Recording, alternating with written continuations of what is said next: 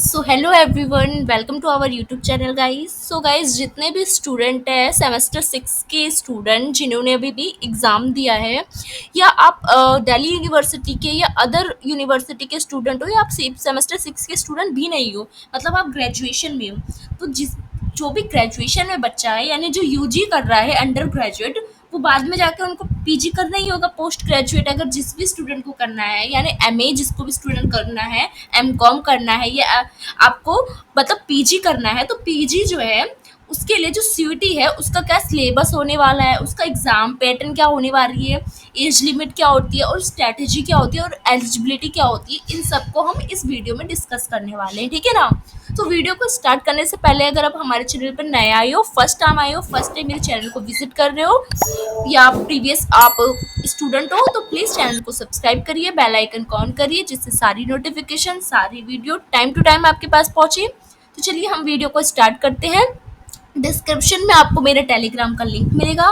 मेरे टेलीग्राम पे आप जाके ये पीडीएफ जो है, ये पीपीटी आप ले सकते हैं। वहाँ पे मैं आपको जो है अपलोड कर दूंगी। ठीक है ना। अब वहाँ से ले लीजिएगा। साथ ही आप मुझे मेरे इंस्टाग्राम पे फॉलो कर सकते हैं, आपको डिस्क्रिप्शन में उसका लिंक मिल जाएगा, रोमा जैसवाल 5750। ठीक है। चलिए हम वीडियो को स्टार्ट करते हैं। तो आज हम जानने वाले हैं ऑल अबाउट सीयूटी पीजी 2026। तो जो भी स्टूडेंट पीजी करना चाहता है, एमए करना चाहता है 2026 में, तो दिल्ली यूनिवर्सिटी में अगर आप करना चाहते हो तो आपको सीयूटी ज़रूर देना पड़ेगा। देखिए, दिल्ली यूनिवर्सिटी हो, चाहे बनारस हिंदू विश्वविद्यालय हो, चाहे जामिया मिलिया सामिया हो, चाहे आपका कोई भी यूनिवर्सिटी, ज़्यादातर यूनिवर्सिटी जो है वो सीयूटी के बेस पे क्या कर रही है, आपको आपकी जो एडमिशन होते हैं वो लेती है एमए में, यानी पीजी में। ठीक है।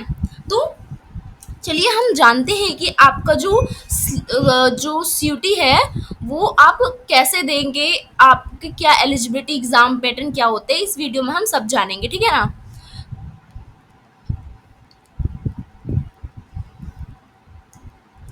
तो सीईटी पीजी 2026 के लिए हम बात कर रहे हैं कि जिसको भी सीईटी 2025 में जैसे कि नहीं दे पाया जो स्टूडेंट, वो 2026 में देगा, क्योंकि फोर्थ ईयर ग्रेजुएशन करोगे तो आपकी 1 साल की हो जाएगी पीजी, तो आप 2026 में दोगे।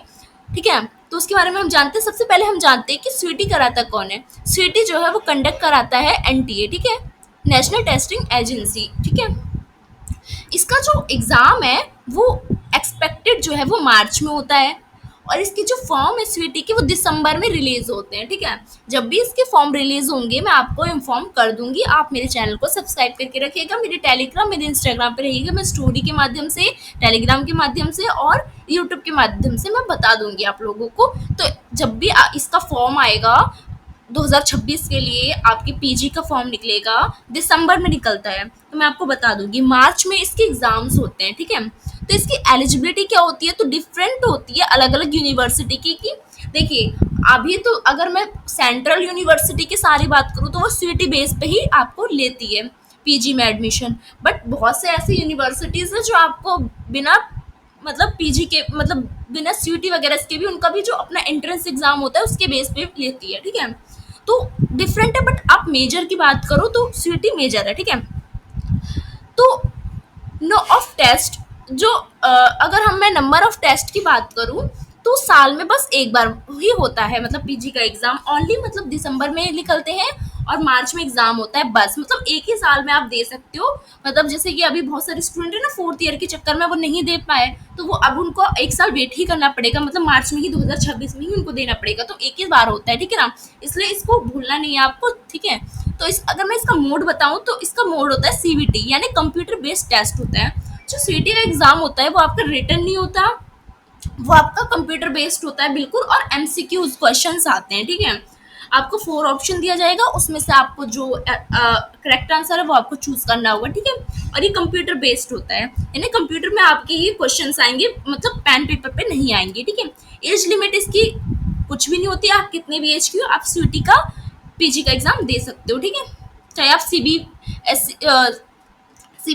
सीबीसीएस के स्टूडेंट हो, चाहे आप एनईपी के स्टूडेंट हो। ठीक है।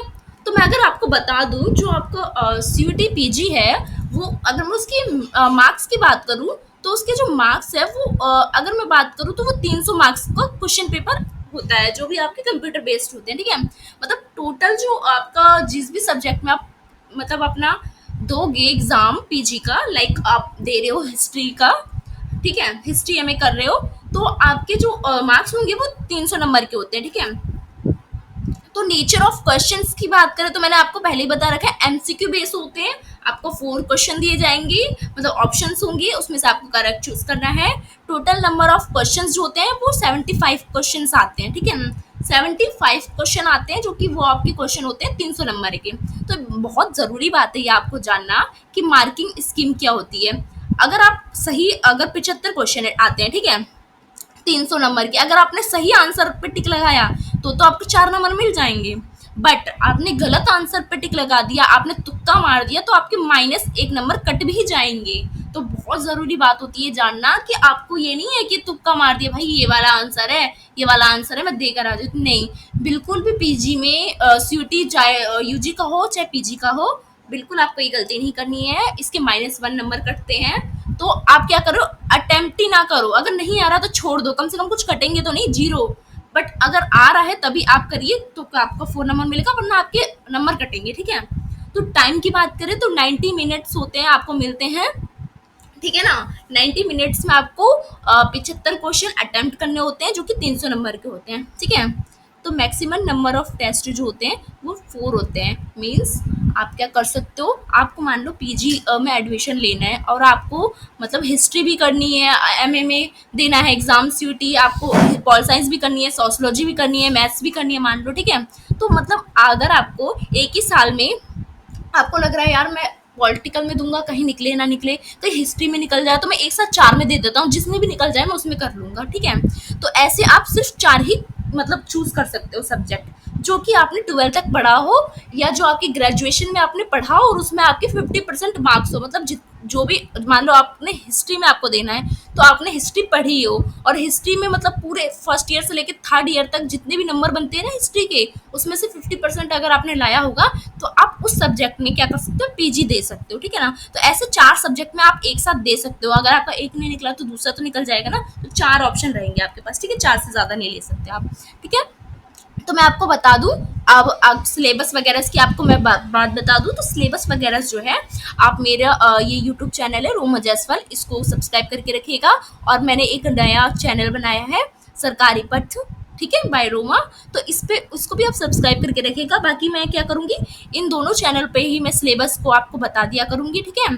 आपको मैं जल्दी ही मैं इसका सिलेबस क्या है, इसका मतलब पैटर्न वगैरह मैंने सब बता दिया, और इसके नोट्स आपको कहाँ से पढ़ने हैं वो सब मैं आपको इंस्टाग्राम पे और आपको टेलीग्राम पे इसके नोट्स बिल्कुल फ्री में दे दिया करूँगी। और मैं इसकी सीरीज़ भी, मतलब सीयूटी आपका, अगर आप मतलब एमए करना चाहते हो, आर्ट्स में अगर करना चाहते हो, तो मैं आर्ट्स के स्टूडेंट को ज़रूर पढ़ाऊँगी, ठीक है, पीजी के बारे में। तो मेरे चैनल को सब्सक्राइब दोनों को करके रखिएगा, ठीक है? तो आई होप आपको वीडियो अच्छी लगी हो। वीडियो आपको अच्छी लगी हो तो प्लीज़ वीडियो को लाइक कीजिए, अपने दोस्तों में जिसको भी पीछे करना है उसको शेयर कीजिए, और वीडियो कैसी लगी वो भी कमेंट सेक्शन में ज़रूर बताइए। अभी कोई भी क्वेरी हो आप मुझे इंस्टाग्राम पे पूछ सकते हो, आप मुझसे टेलीग्राम पे पूछ सकते हो, चाहे आप कमेंट के माध्यम से इस वीडियो में भी पूछ सकते हो, ठीक है? मैं सब जगह आपको रिप्लाई ज़रूर करूँगी। सो धन्यवाद, थैंक यू।